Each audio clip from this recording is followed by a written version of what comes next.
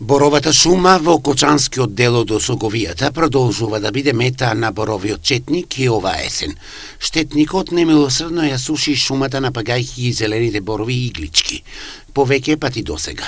Мониторинг на состојбата со ширењето на боровиот четник од страна на надлежните институции имаше, но од најавеното авионско прскање за санирање на проблемот се уште нема ништо.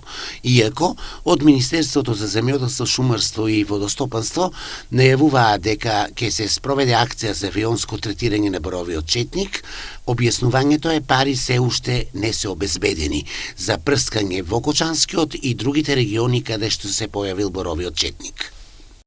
Според планот на Министерството, средства за спроведување на авионско прскање треба да се обезбедат и од други фондови. За сега се уште не е договорено кога ќе се врши авионското прскање, но најверојатно ваква акција ќе има следната година. Пред неколку години се реализираше авионско третирање на боровиот четник и состојбата во источниот регион беше нормализирана. Боровиот четник може исто така да се уништува и со механичко чистење, но таква акција е ефективна за помала површина на шумата, каде штетникот е присутен во почетна фаза.